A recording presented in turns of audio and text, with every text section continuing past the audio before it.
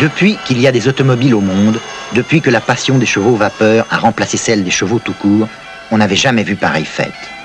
Pour tous ceux qui adorent les moteurs déchaînés et les roues agiles, le 19 juillet 1970 restera une date inoubliable. Le circuit du Castellet, près de Marseille.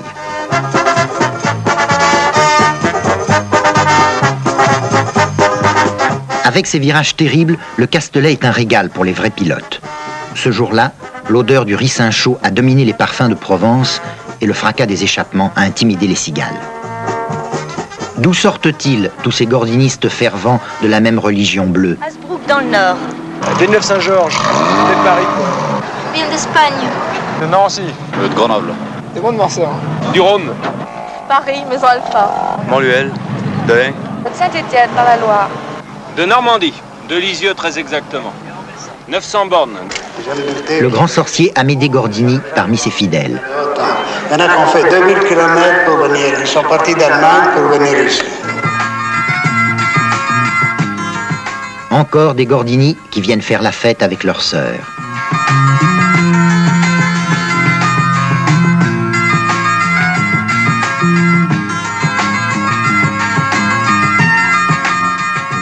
« 3000 Gordini est au rendez-vous avec 10 000, 15 000 gordinistes pour qui le sport automobile s'appelle Renault. Le merveilleux climat un peu fou du Castellet peut se comparer seulement avec celui des grands festivals de pop musique. C'était comme le Woodstock de l'échappement libre. La rumeur des Gordini, répercutée par les grands moyens d'information, a été entendue d'un bout à l'autre du monde sportif et au-delà. Le Castellet est devenu la capitale éphémère des rêves de tous les jeunes. L'intendance a suivi. On avait acheminé jusqu'au Castellet de quoi faire vivre toute la turbulente armée des gordinistes.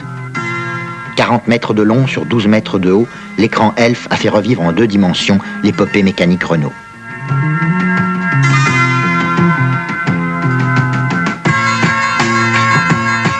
La ville se meuble pour une nuit entre toutes les nuits. Cette ville qui n'a qu'une vérité, qu'une raison d'être, la passion de la vitesse dominée.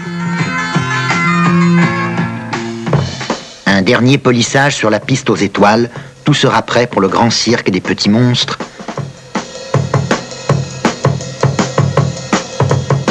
Prêt aussi pour la foule que leurs rugissements vont mettre en extase. Des voitures venues de tous les coins de France qui sont là pour ouvrir symboliquement le jour G, baptême de la R12 Gordini. Le bonheur n'est pas parfait quand il y manque un zeste de nostalgie. Cette fête est à la fois un adieu et un baptême. Un adieu à la Renault 8 bleue, le jouet de toute une enfance automobile. L'âge de la Renault 12 commence, une Gordini s'en va, vive la Gordini. Sur le circuit du Castellet, des Gordini voitures bleues à bandes blanches, des torches vertes, des torches rouges, des phares jaunes, sillonnent ce circuit, le jour G est ouvert.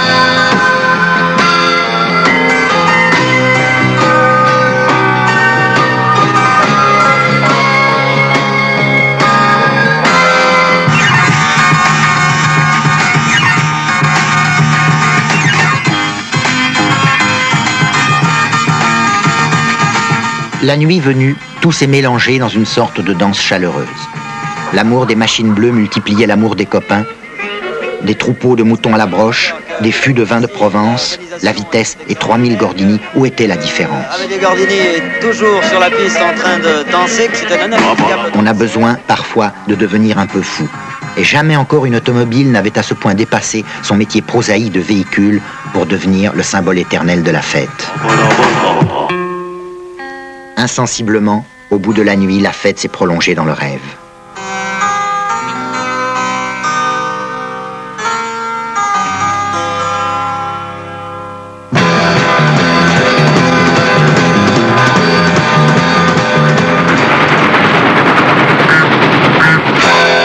La 8, La 12. La 12 Gordini. La 8 Gordini.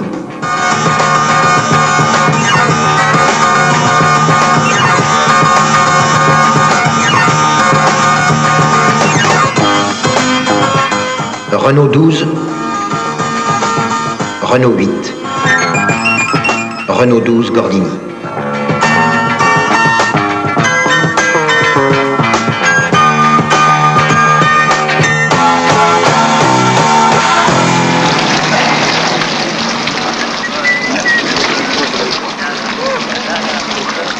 Au matin, la réalité est revenue. Pas si différente du rêve pourtant.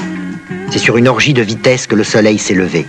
La bonne vieille Gordinoche va être une dernière fois la reine du festin.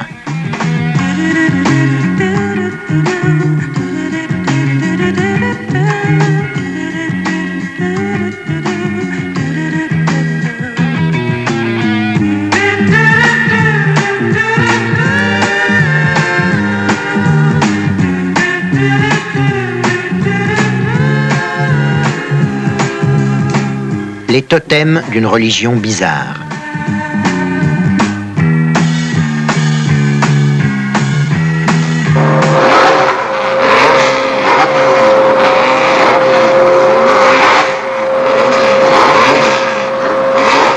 Les pur sang de la Formule France, désormais Formule Renault.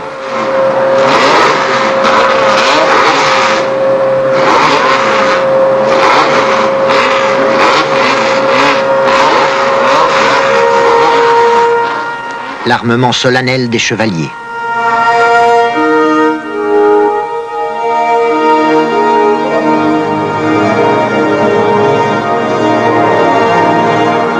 En lice pour le tournoi de bruit et de fureur.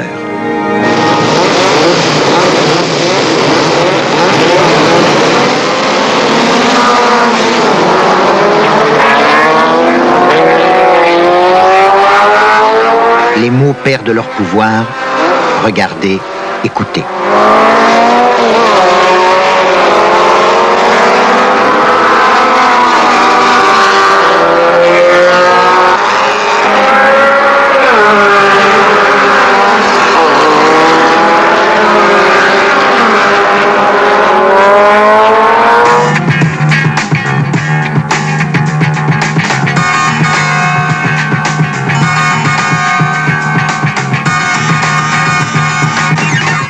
Les Alpines Renault, d'autres bêtes de bonne race.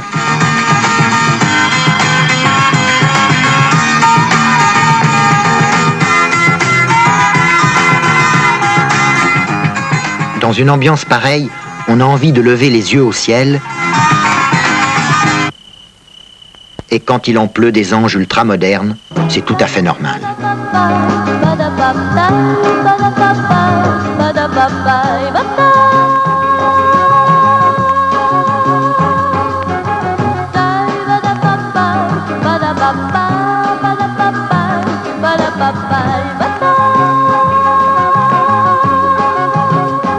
Les gordinistes sont comme un peuple à part, initiés au plus extrême plaisir automobile des intéressés.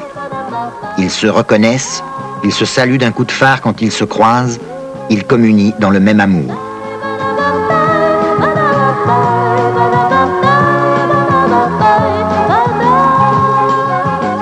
Au Castellet, la fraternité Gordini a pris des allures de grande messe primitive et c'était très beau, très tendre aussi. Enfin, bref, de toute façon, l'ambiance est extraordinaire et nous sommes très au regret que vous ne soyez pas là tous ici, que vous ne soyez pas tous gordinistes pour pouvoir profiter de ces journées. Les journalistes les plus blasés n'en sont pas encore revenus. À vous, Paris. L'heure H du jour G, le départ de la première manche de la coupe.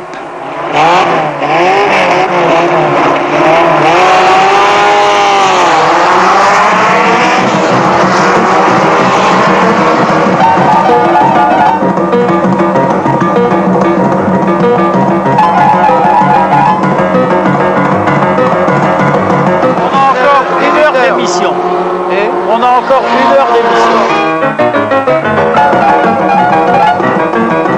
Cette frénésie de glissade et de contre-braquage, c'est toute une page de l'aventure Gordini. Le tout à l'arrière fait jubiler le pilote qui s'amuse comme un petit fou. On apprend à conduire au-delà des limites, les bras emmêlés sur le volant. Rien ne vaut un bon tête-à-queue pour se forger sans risque une âme de pilote. Mais le plus rigolo n'est pas forcément le plus efficace, et le verdict des chronomètres est parfois sévère.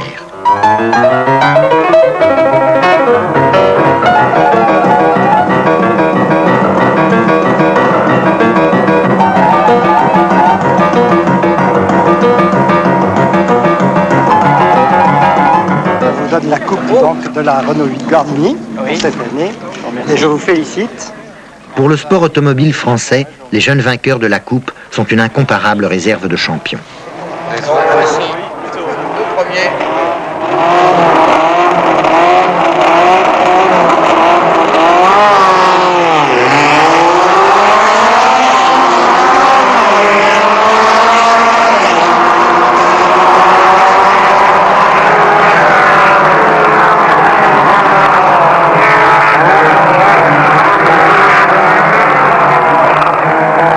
Si le Bleu de France est revenu sur les grands circuits internationaux après une si longue éclipse, c'est en grande partie grâce à l'opération Gordini.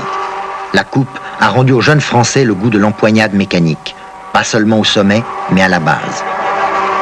Jusqu'au fond des provinces, les Renault 8 rugissantes, amoureusement mitonnées par des garçons qui cassaient leur tirelire pour gagner 2 dixièmes de seconde, ont sonné le réveil des automobilistes résignés.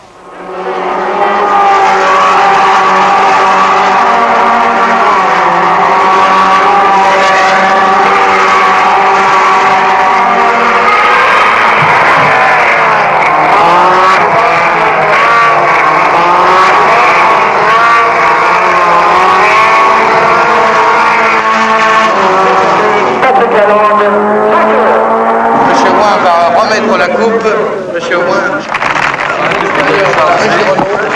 remet à Patrick Lalande. Encore de la graine de champion.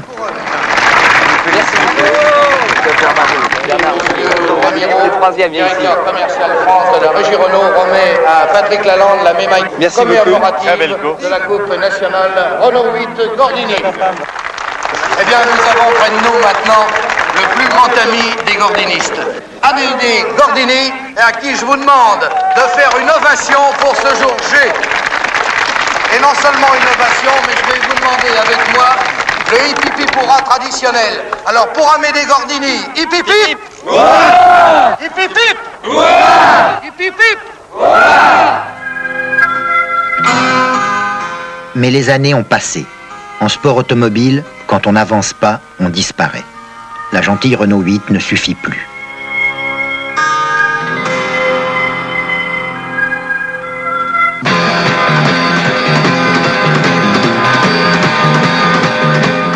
La Renault 12, dont la carrière commence, est aussi une gordinoche. Mais elle a un autre tempérament, c'est tout. Moins folklorique peut-être, mais plus exact, plus efficace. Après la nostalgie d'un amour fini, un autre amour revient. L'adolescent tout fou grandit, il devient adulte et sa passion évolue. Ou alors, c'est qu'il est conservateur, c'est qu'il est demeuré.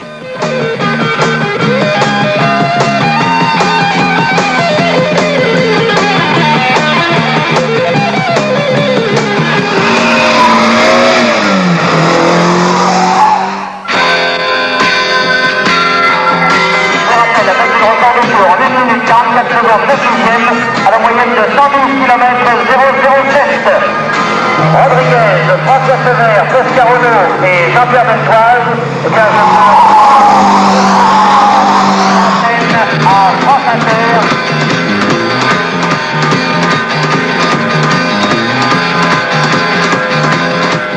Regardez-les courir, les Renault 12 Gordini. Pleines de chevaux, conçues pour la lutte, elles passent bien en ligne. Elles dévorent l'espace au lieu de faire du joli cinéma à coups d'inutiles mises en travers. Les roues avant avalent le bitume et le reste suit sans pirouette. C'est l'engin d'une autre génération de pilotes, plus exigeante et plus mûre, décidée à tenir la dragée haute aux bolides italiens, allemands ou anglais. Le couvert est mis, il y a du ricin brûlant au menu.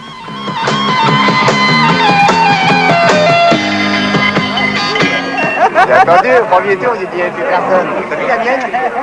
Les champions ont compris, eux. Ils sont d'accord.